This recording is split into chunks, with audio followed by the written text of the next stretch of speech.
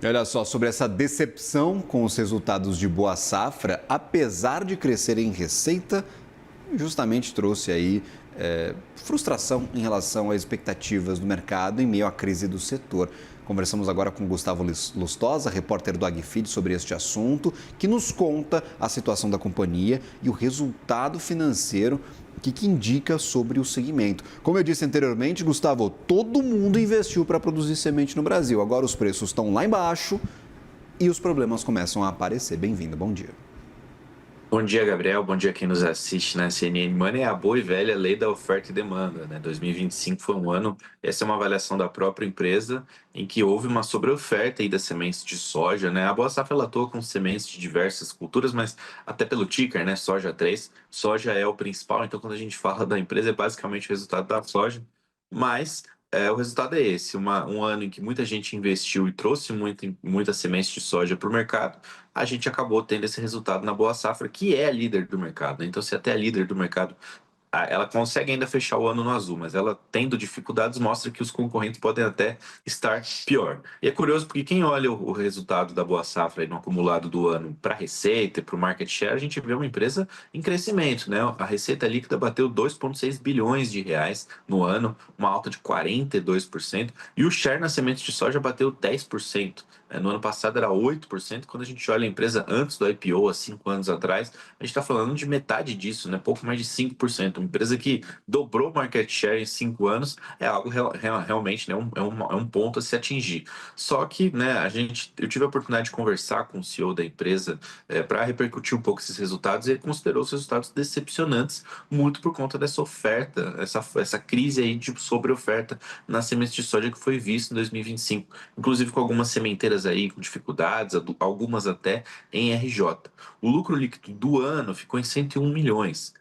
O EBITDA ficou em 154 milhões. Só que se a gente olhar para a comparação com 24, são quedas aí de 37% e de 16%, respectivamente. Com esse excesso de oferta, a empresa teve dificuldades ali em captar margens. Então, quando a gente olha a margem EBITDA, ela saiu de 10% para 5% em um ano. E quando a gente olha a margem líquida, ela saiu de 5% para 1% ao final ali de 2025, né, no acumulado do ano. Em volumes, como eu falei, a empresa cresceu, né, tanto que ela vendeu mais, trouxe mais receita. A empresa comercializou 215 mil big bags ali de sementes de soja, uma alta de 34%. E quando a gente olha para fora da soja, né, ela atua ali em milho, forrageira, trigo, feijão, ela também teve uma alta de receita, uma alta de 88%, por uma receita aí que chegou a 292 milhões de reais. Só que se tá difícil na soja, onde a empresa já tem vamos dizer assim, essa escala que permite ela ter aquela diluição de custos, nessas outras sementes o resultado foi até um pouco mais pressionado, né? A empresa disse que a atuação em milho, né, essas outras culturas não colaborou positivamente com o resultado. Mas olhando para 26, existe um pouco mais de otimismo, porque essa crise de oferta talvez não aconteça, justamente porque as empresas de semente estão em dificuldades, então algumas vão tirar o pé desse acelerador. Então, a gente talvez tenha menos sementes de soja aí no mercado, então que pode melhorar um pouco o preço. Apesar do preço da saca de soja em si ainda continuar abaixo, provavelmente aí a oferta de sementes pode melhorar. Desde o final do ano passado, a empresa vem fazendo aí uma certa revisitação de portfólio, acabou extinguindo algumas diretorias, né? Disse que chegou até a dizer, fazer uma meia-culpa de que acelerou demais nos últimos anos, então seria uma empresa um pouco mais controlada, um pouco mais enxuta. Até uma demissão de pessoal aconteceu no final do ano passado, justamente para encarar esse momento um pouco mais difícil. E essa questão aí das outras culturas além da soja, elas podem também ter um break-even, né? Podem começar a gerar resultados positivos agora em 2026. A empresa ontem, junto com o balanço, também anunciou que arrendou uma planta que pertencia à Syngenta para dobrar a produção de sementes de milho, e aí ela espera também chegar aos 10% no market share de milho com essa nova aquisição, já olhando para 26, né? Essas outras culturas, né, somaram ali uma carteira de pedidos, né? Porque a carteira de pedidos da soja já foi, né? A soja já está sendo até colhida, mas as outras culturas, como milho, as culturas ali de verão, elas ainda estão sendo plantadas, algumas aí em desenvolvimento. A carteira de pedidos da Boa Safra para essas culturas encerrou dezembro em 128 milhões de reais, Quando a gente olha para o ano anterior, né, no final de 24, eram 22 milhões, ou seja, cresceu 100 milhões. Então, mostra que essa estratégia tem crescido na empresa e que pode ser também um trunfo aí quando elas começarem a trazer resultados no azul para a empresa. Outra questão, né, que a gente fala de otimização é porque eu falei, a empresa ela tem uma capacidade, ela produziu 280 mil Big Bags, mas ela vendeu 215 mil Big Bags de soja. Então, a gente tem uma perda, entre aspas, aí, de mais de 25%. A ideia para otimizar é que nesse ano essa perda fique abaixo de 20%, justamente para você não ter um prejuízo aí operacional nesse sentido. Só para a gente finalizar, a empresa, assim como não poderia deixar de ser, também sofreu um pouco com a inadimplência, mas nada aí que fuja do controle. É a PDD da carteira de crédito ali da Boa Safra, que estava em 600 mil reais ao final de 2024, foi para 13 milhões de reais agora no final de 2025. Claro, ainda é 1,7% da carteira, uma carteira de crédito de mais de 700 mil reais, mas mostra um avanço e mostra que a empresa também não está passando ilesa aí nesse cenário um pouco mais difícil de margens aí para o agro. Né? A companhia citou que esse é o maior PDD da história, mas quando você olha um caixa aí de pouco mais de 1 bilhão, uma dívida líquida de 150 milhões, mas que só 60 milhões vencem nesse ano, ainda é uma empresa, né, com uma. Nossa, tem um caixa, tem uma situação financeira muito saudável na avaliação dos próprios executivos, mas que sofre, né? Precisa, né, sacrifica um pouco o lucro, um pouco nesse momento, mas, como eu falei, é a principal empresa do setor, é a líder de sementes de soja, né? A empresa ela cresceu aí, por exemplo, esse ano, em 2025, mais de 50 mil Big Bags a sua capacidade de produção.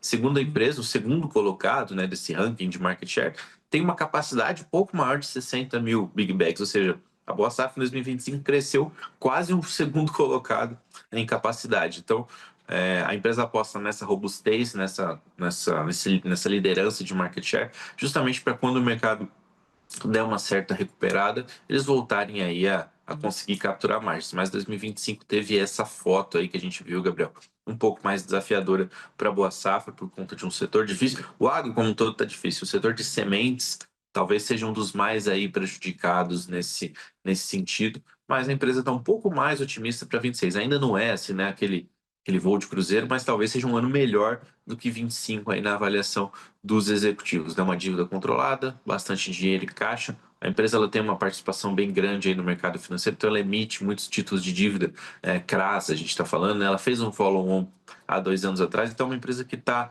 preparada, segundo os próprios executivos, para encarar esse momento aí que as margens dão uma piorada, né? Como eu falei, margem líquida saiu de 5% para 1% em um ano, isso é realmente assim, é um baque, né, para uma empresa aí que mesmo líder do mercado precisou, né, recalcular um pouco a rota. Mas a perspectiva para 26 é um pouco mais otimista.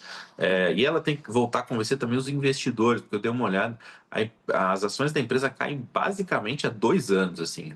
Em março do ano passado, a ação estava cotada ali uma faixa de R$ 17, e é uma ação que hoje está ali próxima dos R$ 7, e né, a trajetória ali do gráfico é basicamente de queda desde então. Nos últimos trimestres, por conta desses resultados já um pouco mais desafiadores e da empresa reconhecendo esse momento difícil, muitos bancos, muitas instituições financeiras cortaram as recomendações, né, o que acaba pressionando ainda mais aí a cotação das ações. É possível, pelo que eu vi alguns relatórios que já saíram ontem, que a reação hoje seja negativa, a gente vai acompanhar ao longo do dia, mas é uma empresa aí que tem que voltar a encontrar esse caminho aí, vamos dizer assim, entre aspas, do sucesso, mas não está fácil, é um caminho cheio de pedras aí, tanto na bolsa para voltar a convencer os investidores, quanto no mercado que ainda está um pouco pressionado, o preço da saca de soja está baixo. Vamos ver como é que a oferta de sementes se mostra aí ao longo de 2026, mas por enquanto é isso, um 25 para ficar para trás, para se esquecer na Boa Safra, que ainda assim terminou no azul, mas muito abaixo do que eles estavam esperando, Gabriel. Perfeito. Inclusive, conversei com alguns executivos da empresa, me disseram que eles estão até tentando aproveitar esse momento ruim do setor para ganhar market share, para conseguir ali tirar clientes de cooperativas, de empresas menores, então garantir essa posição de liderança, aproveitar essa segurança, por exemplo, para a produção, esse alto volume de caixa e, apesar das baixas margens, conseguir captar ali alguns novos clientes no mercado que está bastante apertado. Vamos ver se dá certo essa estratégia e se eles conseguem aí suportar este momento que é bastante ruim para o setor como um todo. Gustavo Lustosa, meu caro, até uma próxima. Sempre bem-vindo. Bom dia para você, boa Obrigado, quarta-feira. meu caro. Bom Valeu. trabalho, bom dia. Valeu.